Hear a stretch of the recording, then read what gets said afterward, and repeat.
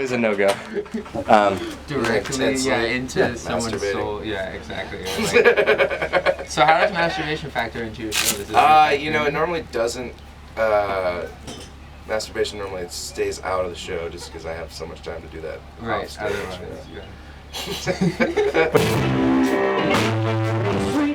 It came from like a practical place. I think like I started like taking my clothes off to conserve them because I was like on tour so much and I'd have these like fantastic outfits for the tours, and so like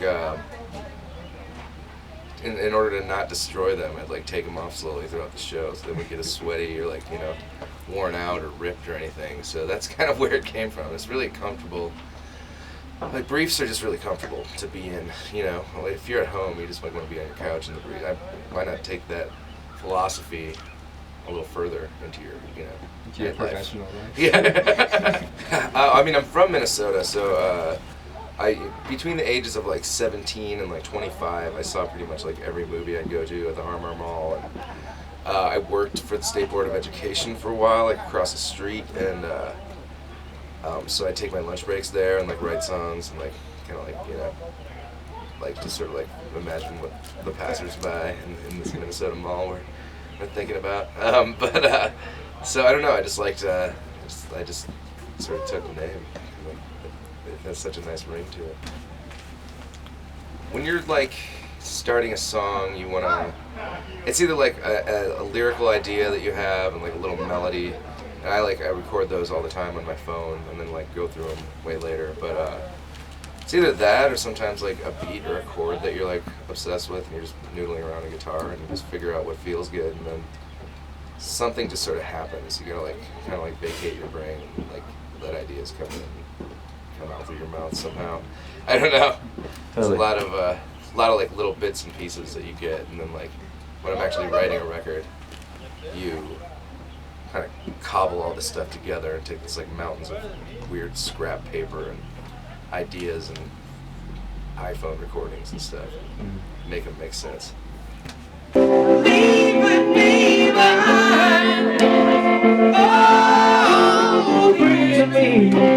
So I do a lot of recording in Minneapolis lately with all the guys from like gangs and we're working on a new project. So those are just like memorable. You're always in Ryan Olsen's like smoky bedroom, all like kind of huddled around a computer and passing around a mic. Like it's very not glamorous and very like unstudio, and that's what I love about it. You're just like sort of drinking beers and hanging out, and by the end of the night you have a song. What are you guys working on? What are you making? We're doing this project right now called LeBron. That's kind of a continuation of Gangs in a way, but it's more sounds like, it's hard to say, it's kind of like more like early 90s R&B, like New Edition kind of songs. And it's like me and Lizzo and POS and Spider Baby all kind of are we're doing like a 4-way attack on the vocals. So I don't know when that won't come out for a while, but we're getting the songs together now. It's been kind of in the works for a few years. So there are a lot it's starting to come together now, though, so that's good. So yeah, for sure. Maybe by next year or something.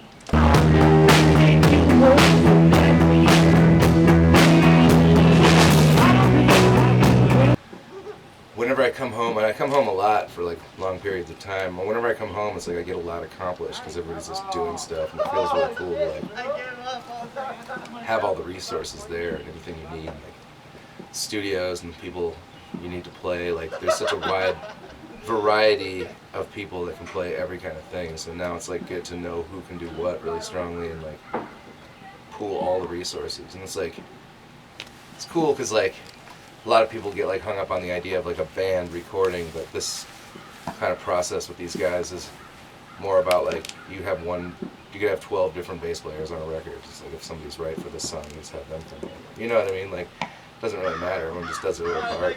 It's painless because you just do your little thing and take off. So that's really fun. I think that's awesome. Yeah, and just like new little bands keep forming. Like I have one called Dang Lanes, which is short for D'Angelo Lansbury, that me and Zach from Solid Gold and Gangs and Cecil Otter from Doomtree are all doing together. I heard about you guys have been doing some shows earlier this year, recently, right? Oh, those two are doing. They have another band. They had the two of them. I saw that. Another band yeah. called Commanders or Commander. Can't remember which one now. But they're playing like every week. Everybody's just doing stuff constantly. It's hilarious.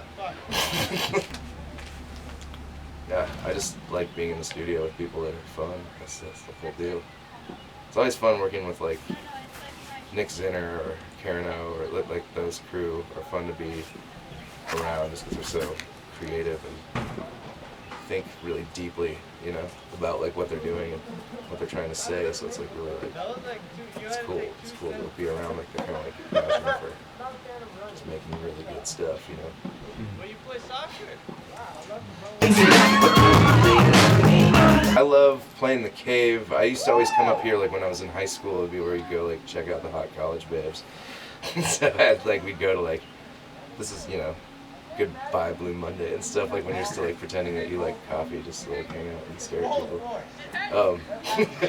But I used to buy all my guitars here. I think that store is gone now. It looked like it was like an olive oil store or something.